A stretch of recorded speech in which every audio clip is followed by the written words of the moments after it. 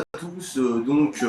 J'ai décidé de vous faire la correction du brevet des collèges 2022. Alors voilà, je vais faire les exercices un par un, ce qui permettra aux gens d'aller directement à l'exercice qui les intéresse. Alors, l'exercice numéro 1, donc c'est au bord de la rivière. Hein. Alors, une famille se promène au bord d'une rivière. Les enfants aimeraient connaître la largeur de la rivière. Alors déjà, il y a une répétition avec rivière. On voit que les profs de maths, c'est pas des profs de français. Et salut ma poule, ça va? Ouais. Et ça m'étonnerait beaucoup que les enfants s'intéressent à la largeur de la rive. Alors, ils prennent des repères, comptent leurs pas et dessinent le schéma ci-dessous, sur lequel les points C, E, B,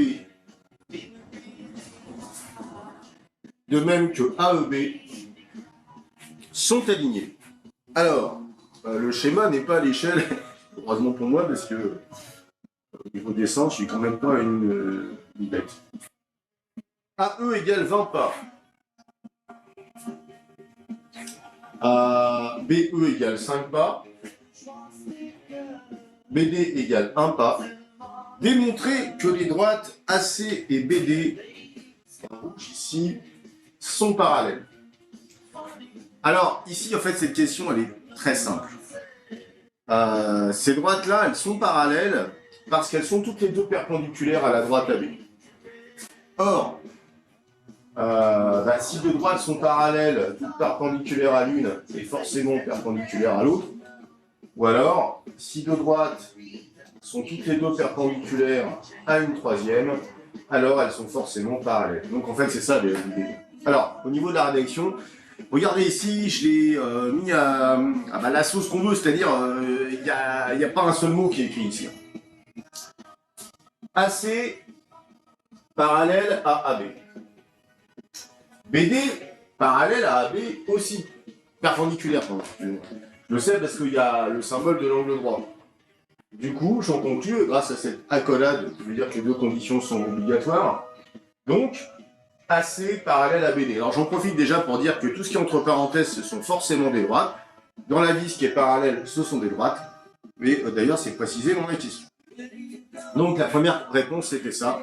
Ces deux droites-là sont parallèles parce que elles sont perpendiculaires à AB. Alors en plus, on a dit tout à l'heure, d'une part, bon, là on a deux droites parallèles, et tout à l'heure dans l'énoncé, on a dit que CED et AEB sont alignés. Dans les deux séries de lettres que je viens de donner, il y a E, donc ce qui fait que c'est forcément le point d'intersection. Deux droites parallèles, deux droites qui ne le sont pas, ça implique à coup sûr le théorème de Thalès. Bien. Comme par hasard, alors déterminer le nombre de pas, en nombre de pas, la largeur AC de la rivière. Alors ici, on va bien sûr utiliser le théorème de Thalès, puisque nous avons un grand triangle ici et un petit ici. Ok. On ne peut pas utiliser le théorème de Pythagore parce qu'on ne connaît pas l'hypoténuse. Ok. Donc c'est parti pour Pythagore, Thalès. Alors, qu'est-ce qu'il nous dit, monsieur Thalès? Il nous dit, d'après la question petit 1, AC est parallèle à BD. Donc il me faut deux droites parallèles. Même si on n'a pas trouvé la réponse de la 1, il suffirait d'admettre que c'est ça. On sait également que CED et AEB sont alignés dans cet ordre. Et dans ces deux séries, il y a la lettre E, ce qui implique que c'est forcément le point d'intersection. Ensuite, on va utiliser quoi? Le théorème de Thalès, il faut le préciser, d'après le théorème de Thalès. Et alors, qu'est-ce qui se passe ici? Je le rappelle, j'ai un petit et un grand triangle. Alors, je prends n'importe quel côté du petit triangle, sur son équivalent dans le grand. Donc, moi j'appelle ça le petit frère et le grand frère. Alors, je rappelle, quand c'est une configuration papillon comme ici, il suffit de croiser. En fait, on parle de E. Donc, EB sur EA est égal à ED sur EC est égal à BD sur AC. Alors, ça c'est donc le théorème de Thalès. Et ED sur EC, en fait, on ne les connaît pas. Et puis, on n'en a pas besoin. Donc, il me reste ce rapport-là, une fois que j'ai remplacé par les bonnes valeurs, et qu'est-ce qu'il se passe? On va tout simplement faire le produit en croix, CA égale 20 fois 1 divisé par 5, et ce qui nous fait 4, bien entendu. CA mesure 4 pas. Je rappelle que c'était en pas. Bien.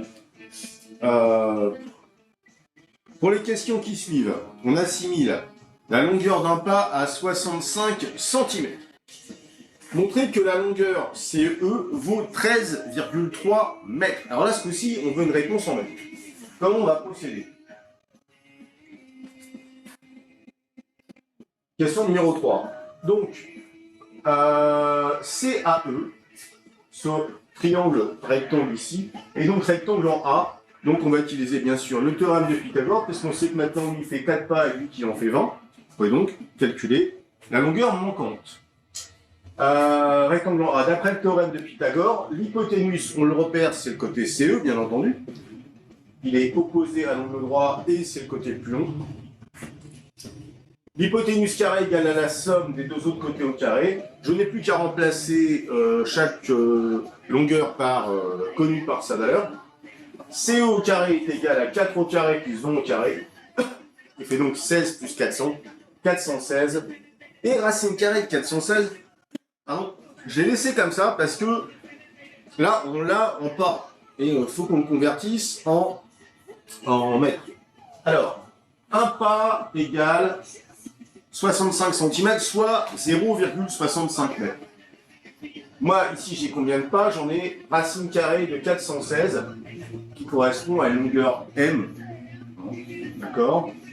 En fait, j'aurais pu l'appeler tout simplement EC. Hein. Ouais, CE.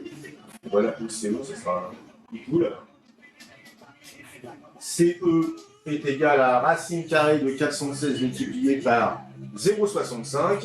Et donc, CE environ égal à 13,25. Donc, on relit la question. Montrer que la longueur CE vaut 13,3 mètres, donc bien sûr en arrondissant.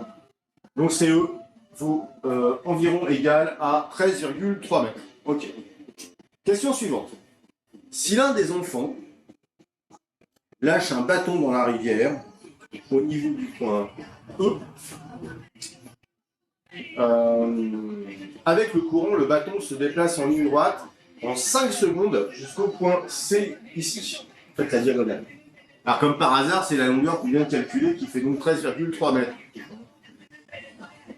Calculer la vitesse du bâton en mètres par seconde. Alors, les deux grandes unités de vitesse, c'est mètres par seconde et kilomètres par heure. Alors, c'est parti. Donc voilà, ici, en 5 secondes, on a fait 13,3 mètres. Alors, la vitesse, c'est une unité un petit peu à cheval entre la distance et le temps, hein, ça vous le savez. Alors du coup, ici, j'ai fait 13,3 mètres en 5 secondes. Donc en 1 seconde, pour avoir le nombre de mètres par seconde, j'ai fait une vitesse de V. Après, le produit en croix, comme d'habitude, hein, 13,3 fois 1 divisé par 5, ce qui nous fait 2,66. 2,66 quoi mètres par seconde. Ok? Alors du coup, la vitesse du bâton est de 2,66 mètres par seconde.